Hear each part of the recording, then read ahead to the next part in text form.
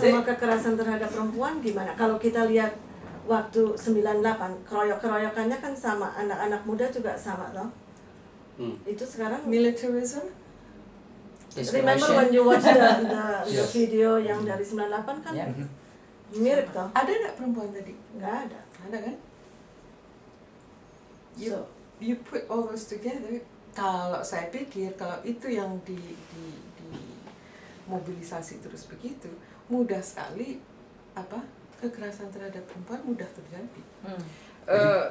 Saya pernah bahas ini juga di pemerintah DKI ya, waktu tahun 2002-2003 kita mencoba memperjuangkan pemilihan gubernur langsung. Gitu. Waktu itu masih dipilih oleh DPR. Jadi terakhir itu pemilihan DPRD itu waktu Sutioso terpilih yang kedua kali. Itu waktu dia mulai menggusur ruang-ruang publik jadi mall. Jadi yang tadinya itu untuk fasum, fasilitas sosial, fasilitas umum, dia ganti untuk sports mall. Terus dia masih mengatakan waktu itu tahun 2002 bahwa Jakarta perlu sekian ratus mall. Gitu. Nah, tapi itu mengambil ruang hijau dan ruang publik. Nah, akhirnya saya mengatakan bahwa itu yang namanya anak-anak muda. Ini terkait dengan keamanan soalnya. Keamanan dan kekerasan. Anak-anak muda di Jakarta, coba kalau sore-sore ke Gang Matraman, main sepak bola di jalanan, tutup sama mereka pakai palang, main aja sepak bola. Coba ke depan proklamasi kan, Tugu Proklamasi, mereka tutup aja tuh main bola. Jalanannya tutup, nggak peduli, karena nggak ada lagi ruang-ruang di mana anak-anak nggak ada youth center, nggak ada community center. Dulu waktu Ali Sadikin dia masih bikin gelanggang remaja, Jakarta Utara, Jakarta Pusat, Jakarta Selatan. Mereka masih ada kolam renang, ada lapangan basket, ada lapangan bola, ada track, mereka bisa lari. Sekarang semua harus bayar. Sekarang harus bayar dan semua harus ke mall gitu. Nah, ini yang kalau kita di sini banyak misalnya kasih ada alley kecil, ada lapangan basket, itu parks. Nah, ini dulu kita akhirnya tuntut memang gubernur waktu itu kita ajukan citizen lawsuit karena banyak ruang-ruang publik yang tidak memberikan ruang pada anak muda itu pada anak-anak dan anak muda.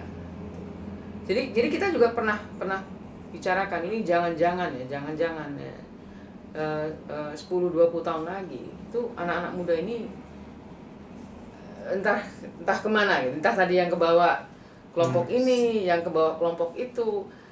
Jadi mereka nggak lagi menjadi identitas yang mereka bisa yakini nih saya mau menjadi, saya mau nikah gitu. Ya, mereka harus menjadi identitas dari kelompok bikers lah, kelompok Persija lah, pendukung Persija lah. Jadi mereka nggak bisa punya identitas dia sendiri. Gitu. Harus bergerombol gitu. Sehingga kalau nggak bergerombol mereka nggak merasa didengar dan terwakili. Gitu. Kalau mereka nggak ngerusak, mereka nggak diperhatikan. Gitu. Jadi mudah-mudahan aja yang namanya Menteri Pemuda dan Olahraga itu juga dengar. Yang kedua itu juga soal penyaluran energi anak muda ya, anak-anak remaja dan anak muda. Dulu kita masih ada itu track and field lari itu di sekolah. Sekarang nggak ada lagi. Itu futsal bayar. Kalau futsal bayar. Karena itu nggak dianggap indoor soccer, which is good, tapi mahal. More like entertainment gitu. Jadi bayar. Semuanya bayar. Wow. Gitu. Jadi sekarang anak-anak muda nggak ada lagi penyaluran dia untuk dia beraktivitas. Public space, pemerintah tidak memberi ruang, malah mengambil ruang yang sudah ada. Bukan memberi, malah mengambil ruang publik. Kita jalan ke kota manapun juga ya, di Jawa apalagi, tapi terjadi juga di banyak tempat lain. Yang tadinya lapangan, dulu kan selalu ada alun-alun, ada lapangan bola, anak-anak main. Semakin banyak, semakin diubah menjadi mall. Jalan-jalan di mall enak, AC. Apa yang mereka lihat di mall? Banyak barang yang tidak mereka sanggup, nggak bisa terjangkau. Tidak terjangkau sama sekali. Mereka lihat, saya pernah bawa anak yang teenager ya, mulai anak laki-laki mulai menjadi teenager, dia dari luar Jakarta masuk ke mall, ada sepatu harganya 1 juta. Shock sekali ininya. Lalu dia lihat ada ini harganya segini. Saya lalu ini melihat impact pada lalu saya siapa? Lalu saya siapa? Ya ini semua to be this you have to pay this much untuk menjadi orang seperti ini, dan sekelilingnya dia lihat orang-orang yang pakai itu. Aku tuh siapa jadinya? Nah, orang-orang ini suruh main di mall. Lalu apa efeknya? Itu pendidikan, tapi pendidikan seperti apa? Keirian. Bahwa saya tidak punya tempat di situ. Right. That's not my place gitu ya. It's not for me. Jadi kalau dia memang mau claim a space, dan itu saya kira ada naluri setiap manusia sebagai manusia makhluk sosial, to claim a space, untuk mengklaim sebuah tempat di tempat publik kan. Nah, mau akhirnya ya klaimnya yang seperti tadi kita saksikan. Ini kita punya daya, kita bisa mengubah space ini sesuai dengan kehendak kita. Jadi jadi timbul sumber kekerasan tadi. Ibu Sylvia nggak ngelihatnya sebagai karena didorong satu ekstremisme agama. Salah satunya tapi gabungan dari segala macam itu bisa. Jadi problem sosial. kalau jangankan kekerasan agama ya, di Bandung, di Jawa Barat itu ada bikers community. Bikers itu anak-anak muda yang suka trek-trekan, yang nggak bisa dilarang. Berapa ngebut lewat tengah malam, jalan itu ditutup, dibuat ini racetrack. Dan mereka ngebut itu tanpa helm dan tanpa polisi nggak bisa apa-apa. Pernah sekali ditangkap sama polisi, rusuh itu Bandung. Pernah begitu? Ya pernah. Tahun?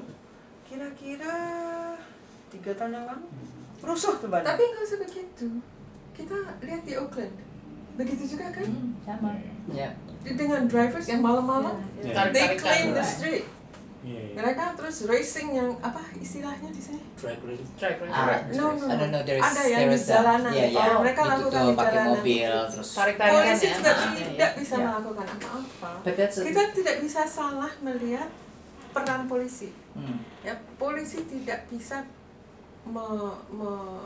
melarang sesuatu yang merupakan dinamika budaya. Itu bukan ininya polisi lagi. Ini makanya saya ngomong political will untuk mengubah ini, karena itu berarti harus mengubah sebuah struktur ekonomi juga. Enggak bisa semua diubah jadi mall, enggak bisa semua diubah jadi tempat komersial. So I think this is not it's not the responsibility of just one sector like the police department, but everyone, all society. Nah, tapi political will pemerintah itu melanjutkan, Monica tadi pernah mengemukakan concernnya di Pemda DKI, kemudian dibicarakan, kemudian hasilnya bagaimana setelah udah diomongin begitu panjang lebar di Pemda? Hasilnya mengenai public. Nah ini saya contoh ya. Hasilnya akhirnya kita mencalonkan calon independen yang tidak dipilih oleh partai. Itu waktu itu Nur Syahbani sama Marco Kusumawijaya.